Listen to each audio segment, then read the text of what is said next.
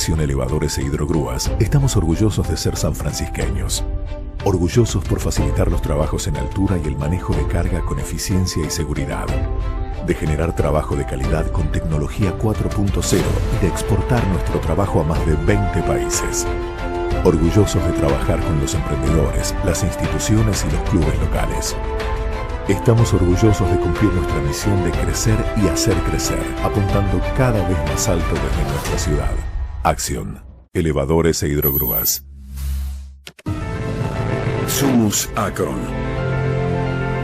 Estamos aquí, cosechando juntos los frutos de la siembra, enriqueciendo nuestro suelo, apoyando estratégicamente la producción de alimentos, tirando hacia adelante, empujando a plena potencia para dejar buenas huellas. Siempre junto al productor. Acron, siempre Acron. Macoser, para sus productos Singer y Florencia, presenta con exclusividad este programa de difusión educativa y cultural.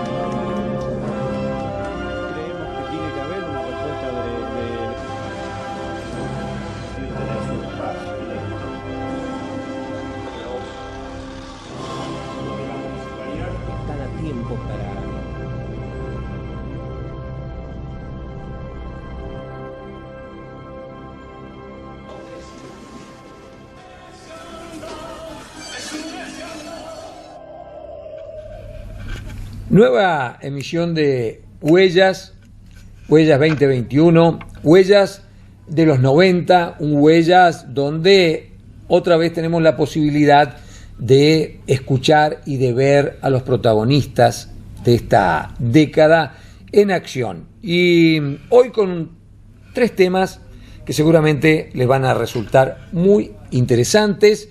El primero de ellas tiene que ver con una visita de un dirigente muy importante del radicalismo de la época, estamos hablando de la década del 90, el doctor Miguel Ortiz Pellegrini, Arturo Ortiz Pellegrini, que era diputado en ese momento, y él llega a San Francisco en el año 1993, en vísperas, ¿no es cierto?, de comenzar a trabajarse para la reforma constitucional, que fue la última que tuvimos en la Argentina, del año 1994. Representaba al alfonsinismo Ortiz Pellegrini en una provincia gobernada por el radicalismo, pero el radicalismo de línea Córdoba, digamos, claro, que encabezaba Angelós. Claro. Eduardo Angelós, y en San Francisco el gran referente era Mario Bruch. Exactamente. Mario Bruch, que fue después candidato a intendente también en San Francisco, fue senador, fue diputado nacional. Diputado nacional también, sí. Bien, Ortiz Pellegrini llega entonces aquí en el marco de una serie de conferencias que le estaba dando en la provincia, con una postura crítica hacia algunos puntos que había planteado el Ejecutivo Nacional para la reforma constitucional del año siguiente. Entonces, lo interesante de esta nota de Ortiz Pellegrini es la actualidad que tienen los conceptos, porque son temas que se siguen hablando el día de hoy. Lo que él critica son puntos que también cíclicamente la oposición critica a los oficialismos. Entre ellos, el primero que vamos a escuchar es cuando él habla sobre la inseguridad jurídica que tenía el país. ¿Por qué tenía inseguridad jurídica? ¿Qué significaba esa inseguridad? Que precisamente uno de los puntos era: no venían inversiones extranjeras al país porque acá no se le da seguridad jurídica. Hoy se dice una cosa, mañana se hace otra. Los cambios demasiado frecuentes en las reglas del juego. Exactamente. Entonces él plantea que uno de los temas era esto es lo que vamos a escuchar ahora. Una charla, quisiera que nos cuente respecto de la disertación que usted va a llevar a cabo hoy.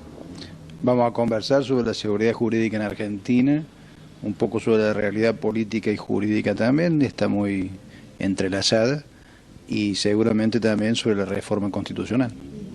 En este plano un poco de una Argentina bastante distinta respecto al gobierno del presidente Menem, en el cual hay muchas cosas que se han aprobado por decreto, ¿cuál sería entonces, cómo encajaría este tema de la seguridad jurídica?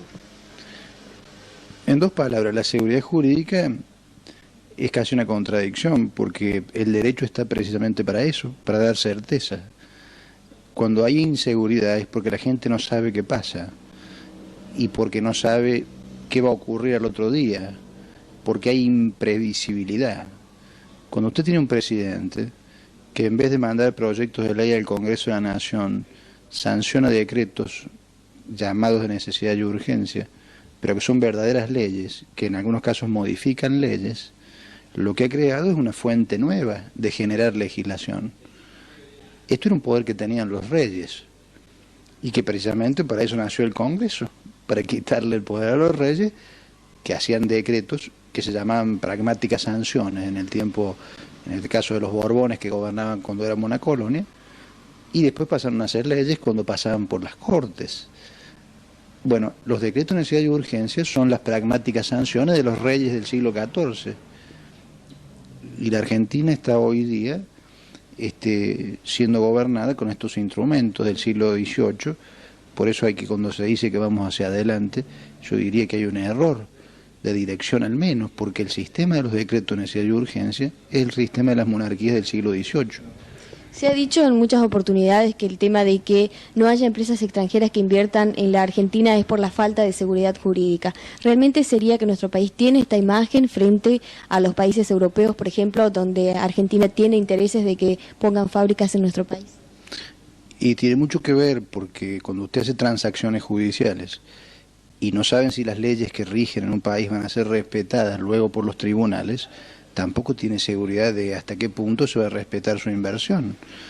Cuando tiene una Corte Suprema que ha sido calificada de adicta hasta por el propio ministro de Justicia de la Nación, cuando ha dicho hace pocos meses de que es adicta a un programa, y bueno, uno no sabe de que es difícil de que la Corte Suprema defienda los derechos de los ciudadanos. Pareciera que está para defender los derechos del poder. Otro de los temas que tenía mucha vigencia en aquel momento, y que también la tiene ahora, y que aborda Ortiz Pellegrini en esta nota, Arturo, tiene que ver con los desalojos. Claro, las usurpaciones que se hacían. No era de los terrenos, como se está comentando en estos tiempos, ¿no es cierto?, que son grandes, sino de domicilios, de propiedades. Claro, propiedades individuales. Propiedades individuales, que era bastante común que algunas personas que no tenían vivienda y otros que aprovechaban la circunstancia también ocupaban algunas viviendas. Entonces se planteaba una dura lucha legal para conseguir el desalojo de una propiedad usurpada. Y Ortiz Pellegrini habla también precisamente de este tema, y porque algunos querían como darle una intervención al presidente de la Nación, que en ese momento era Carlos Menem. Claro. Y Menem un poco como que intervenía en todas las cosas que podía, estaba presente o se lo consultaba a Menem. Entonces él critica ese recurrir tan frecuente al presidente, y decía que después ya de los indultos que había estado dando, dice, lo único que le faltaba al presidente en ese momento era dictar condenas también, porque trataba temas del Ejecutivo, cuestiones legales, temas judiciales, todos los temas pasaban por el presidente. Y dice, acá lo único que le falta es que dicte condenas también.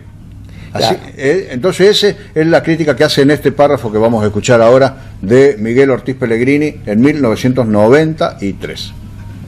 ¿Qué nos podría decir, por ejemplo, su opinión del tema de los desalojados? ¿Cuál sería la solución para esto? Porque, bueno, de repente esa gente a lo mejor infringe la ley al entrar en una vivienda que no le corresponde, pero alguna solución hay que darle. Seguro, hay que darle la solución. En el caso de los que se irrumpen y cometen delito de usurpación, hay que ir al juez para que inmediatamente los desaloje.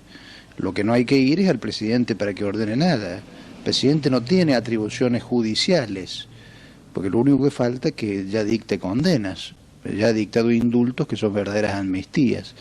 Entonces, si ahora también dispone de cómo va a desalojar las casas, prácticamente el sistema institucional argentino empieza a temblar.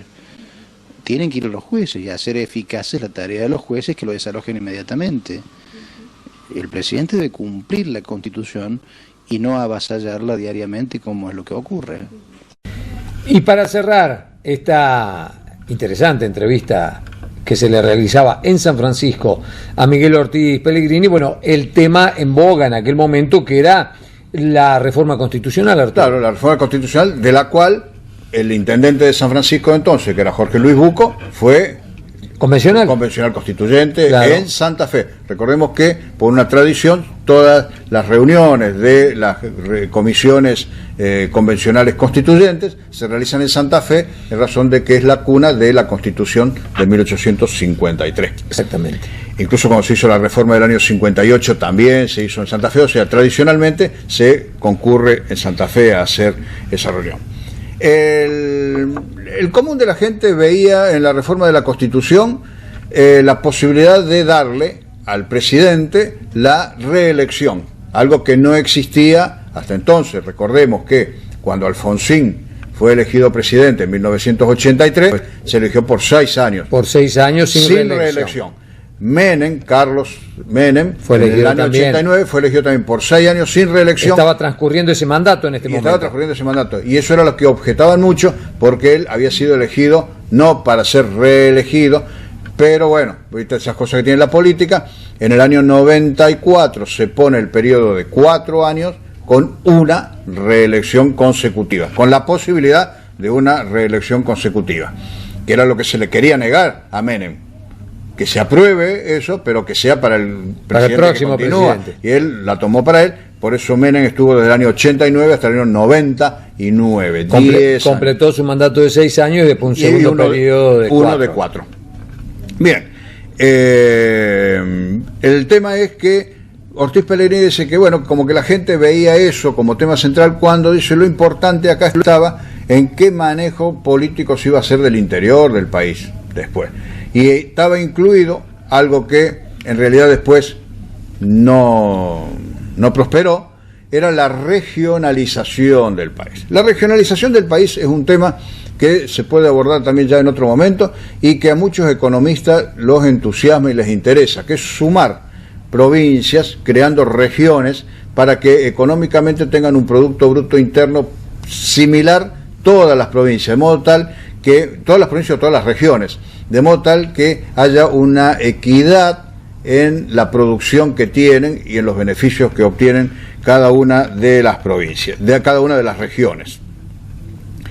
Es algo que se debatió mucho tiempo, se estudió un montón de veces, pero nunca se aplicó, porque al crearse una región, ocurre que alguien va a perder autoridad sobre determinados territorios y nadie quiere perderla, entonces no prospera por esto. Y en la reforma de la Constitución del 94 se pensaba incluir este tema de la regionalización, donde se iban a incluir provincias en cada región, pero por sobre los gobernadores que cada provincia iba a elegir, iba a haber una figura de una personalidad nombrada por el presidente que iba a administrar la región. Entonces esto era algo muy criticado, porque en definitiva dice, ¿para qué estaban los gobernadores si arriba tenían una persona que iba a estar, y designada, no elegida, sino designada, que iba a elegir? Esto es lo que aborda entonces acá Miguel Ortiz Pellegrini. Sí, importantes son, pero son tétricos. Por ejemplo, se crea el sistema de la regionalización, que crear grupos regionales de distintas provincias con una especie de supergobernador, que convertiría a los gobernadores en gerentes al mando o obedientes de un supergobernador designado por decreto por el presidente, que tendría incluso facultades en materia impositiva y de distribución de la coparticipación. Lo que vendría a anular, digamos, el voto de la gente, porque en realidad si lo designa el presidente. Y lo que vendría a anular incluso el sistema federal argentino. Fíjese, este es uno de los temas que está planteado en esta reforma clandestina que está tratando el bloque justicialista, pero esto no sabe el país. Por ejemplo, se amplían las causales de intervención a las provincias. Se legisla como un capítulo específico los decretos de necesidad y urgencia como una forma de legislación. Digamos que se desdibuja la República. A mí me parece que retrocedemos a gobiernos autoritarios muy parecidos a los del siglo XVIII, antes de la Revolución Francesa. ¿Qué opinión le merece el tema de lo que está ocurriendo con los periodistas, todos estos ataques a la prensa? Forma parte de la misma situación. Hay una actitud autoritaria que no consiente que en una sociedad diversa debemos tolerar.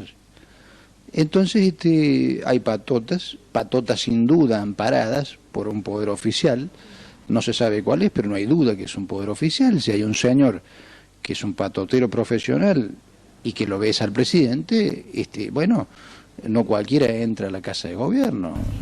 Cambiamos de tema en esta edición de Huellas y venimos a una institución local, el Hospital Iturraspe, que en esta época, como en varias otras épocas de su historia, antes de los años 90 y después también, ha ido sufriendo una cantidad muy importante de reformas, de adaptaciones a las nuevas exigencias. Arturo, de eso habla esta nota que vamos a presentar. Sí, son imágenes, son nada más que imágenes que estamos viendo en este momento, que nos muestran cuáles eran las instalaciones y cómo estaban en el proceso de demolición las viejas instalaciones del Hospital José Bernardo Iturraspe. Claro. En un proceso de cambios del edificio y de modernización. Hay que tener en cuenta que el edificio del Hospital Iturraspe se inauguró en 1916, el viejo edificio. Claro, exactamente. Pero se había terminado de construir como en el año 13, 14. Entonces era ya una obra muy antigua, muy buena en su momento, pero que ante el paso del tiempo... Las nuevas exigencias, las mayores exigencias. Todos los protocolos sanitarios fueron cambiando con el tiempo y cambió la tecnología, la forma de tratar a los pacientes, en fin, hay muchas cuestiones que tienen que ver con el tratamiento de la salud que, por suerte, el Hospital Iturraspe de San Francisco siempre se fue actualizando en la medida de lo posible, y mucho más desde los años 60 en adelante. Claro. Ya en los últimos 60 años, digamos, los cambios han sido muy importantes. Los distintos gobiernos que tuvimos en la provincia le prestaron mucha atención al hospital, porque el hospital es provincial, con gestiones, evidentemente, de cada uno de los intendentes, que siempre ha estado pidiendo.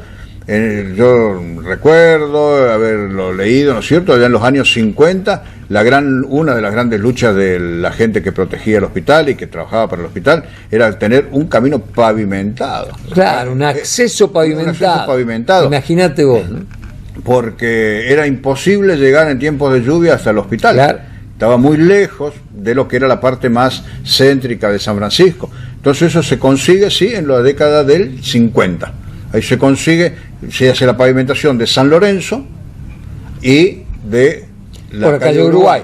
Entonces ese recorrido, bueno, eso fue ya una gran cosa porque ahí facilitó que las personas lleguen desde la ciudad al hospital. Y el edificio, digamos, la parte que empieza a ser moderna, digamos, del edificio es de los años 70, me parece. De los años 70, claro. Precisamente eso comienza por allá en la época de Planels. Claro. Y la continúan luego Dietrich, exacto, Lamborghini, ¿no es cierto? Todos los intendentes que hubo durante el tiempo del proceso, del 76 al 83, continuaron con las obras del hospital, y luego también, ya en los 80, con las nuevas autoridades, también se continuó. Y precisamente en este momento del año 93, que nosotros estamos viendo lo que es la demolición del edificio, ya estaba todo el plan de la construcción del actual hospital, del hospital que conocemos hoy. Del hospital que conocemos hoy, que en la actualidad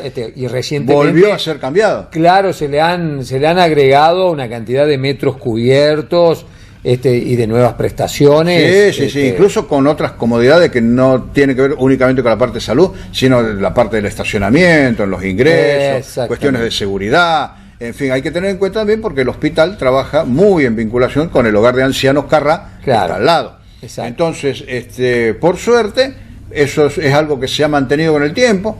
Queríamos reflejarlo, ¿no es cierto?, en esta nota, para que... La ciudad siempre colaboró a través de las cooperadoras, que normalmente han sido muy activas. Siempre. Y Está bueno esta nota porque nos muestra que esta actualidad del Hospital Iturraspe, que es una actualidad interesante, tiene una historia. Por supuesto, ¿no es cierto? una evolución. Y forma parte de un proceso, ¿no es cierto? Claro. Y no, es no es que como- viene un gobierno y lo hace. Y después queda. Y se acabó y ahí se termina todo. No, esto fue un proceso que vos señalaste, arranca en 1916 con una gran contribución de ciudadanos. ¿Sí? Y Y después la familia Iturraspe, que fue la que puso, Que ¿cierto?, puso en lo- homenaje a José Bernardo Iturraspe, Exacto, obviamente. terreno. Acá como en Santa Fe. En Santa Fe también está el Hospital Iturraspe. Y después el aporte de los ciudadanos a través de las comisiones, fundamentalmente de damas al principio, y después la comisión cooperadora.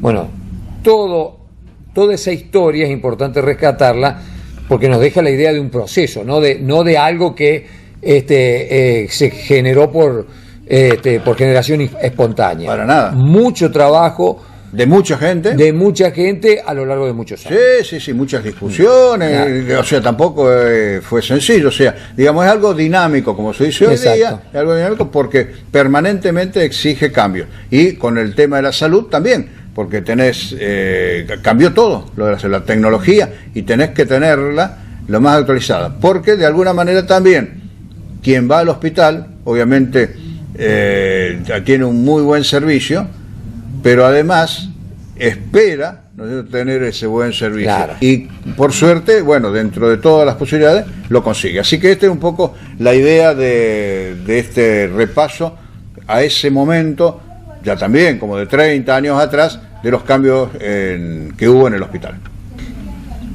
Tercer y último tema de esta emisión de Huellas, donde vamos a abordar un tema que tiene que ver con la música y que tiene que ver con una discapacidad como es la ceguera, Arturo. Exactamente. ¿Cómo se pueden vincular estos dos temas? Bueno, esto es a través de una nota que se hizo a un profesor que se llamaba Ricardo Casas. Yo al día de hoy no tengo más referencias de él, pero bueno, dentro del cúmulo de notas que tenemos, ¿no es cierto?, de los archivos audiovisuales en el AGM, surge esta nota y me parece interesante rescatarla, porque probablemente pueda tener continuidad en otra gente, puede que haya quienes aceptaron las clases que daba este profesor, o despierte el interés para que alguien continúe este trabajo que él proponía, que era muy interesante. Y él había desarrollado todo un trabajo con sistema braille, él era vidente, él veía, pero había desarrollado todo un trabajo con sistema braille para que las personas ciegas que deseaban interpretar música, Claro. pero leyendo música, Leyéndola, claro. leyendo música, no hay muy solo por buenos oído. músicos ciegos, Sí, pero sí. todo de oído. Claro, pero hay algunos que a lo mejor son más exigentes con ellos mismos también y no se conforman con escuchar y reiterar los ritmos, sino también leerlos. Claro. Entonces él desarrolló algo que era muy voluminoso y Leer las partituras. leer las partituras en braille, que dice que era muy complicado, él mismo lo decía, no es sencillo, es un estudio que a la persona le demanda entre 4 y 5 años de actividad. Él lo presentaba acá, ponderaba Cannovi, que es una entidad que trabaja con las personas con dificultades visuales, no solamente con ciegos, sino con personas que también tienen otras dificultades, y planteaba que la dificultad que tenía, lo mismo que él había planificado para que los ciegos puedan leer música, que en Córdoba había una entidad que lo había hecho y ya no lo estaba haciendo en aquel momento, y bueno, da las explicaciones así del caso, que es interesante recordarlo, con Betina Jiménez, ¿no es cierto?, que es el periodista que le hace la entrevista, y donde tenemos la oportunidad de conocer cuál era esta propuesta para mejorar de alguna manera también la calidad de vida de aquellas personas que eran no videntes y que querían dedicarse a la música, no solamente por audición, sino también por su propia experiencia de leer la música. Bueno, esto primero hay que estudiar el sistema braille para poder entender después cuando uno va leyendo. Y, por ejemplo, una vez que terminó el sistema braille, en el caso mío, ser músico, para poder entender lo que quiere decir después toda la parte de la escritura de musicografía braille. Y esto hay que sentirlo para estudiar esto, porque O sea, no cualquiera se dedica a estudiar esto y es bastante complicado, hay que tener mucha paciencia, eso sí. ¿Y cómo están, por ejemplo, escritas las letras? ¿Son símbolos o son...? Sí, son todos puntos, como no sé si se puede ver ahí en el libro, todo en relieve. O sea, el sistema Braille se maneja con una serie de 5 puntos y son todos casilleros, se pueden ir combinando los casilleros.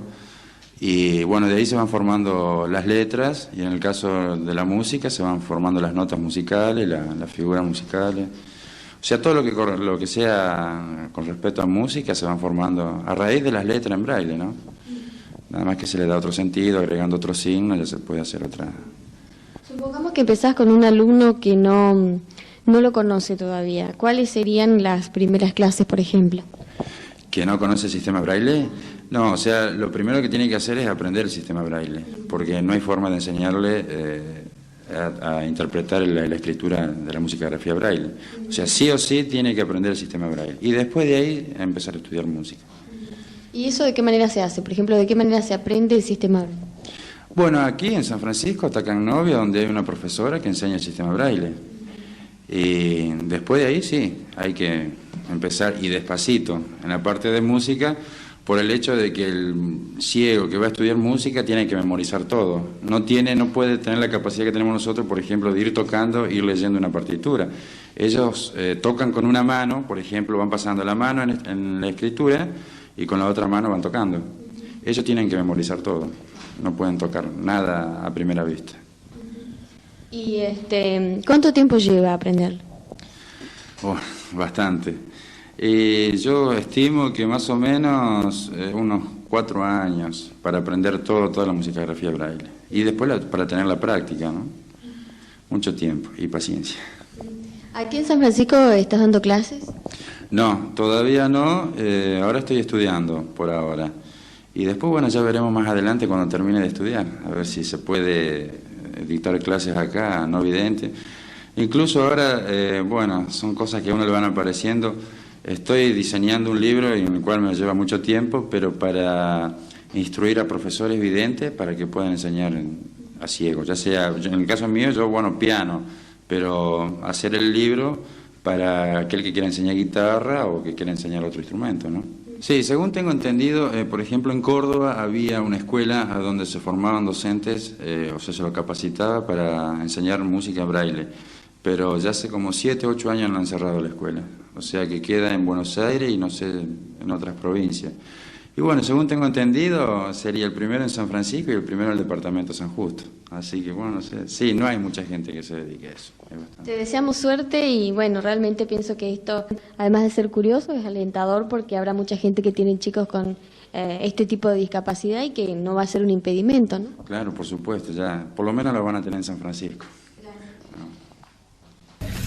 Bien, así llegamos al final de esta nueva emisión de Huellas, esperando que haya sido de su interés. Los convocamos para reencontrarnos próximamente. Macoser, para sus productos Singer y Florencia, presentó con exclusividad este programa de difusión educativa y cultural. Somos Acron. Estamos aquí, cosechando juntos los frutos de la siembra, enriqueciendo nuestro suelo, apoyando estratégicamente la producción de alimentos, tirando hacia adelante, empujando a plena potencia, para dejar buenas huellas. Siempre junto al productor. Acron, siempre Acron.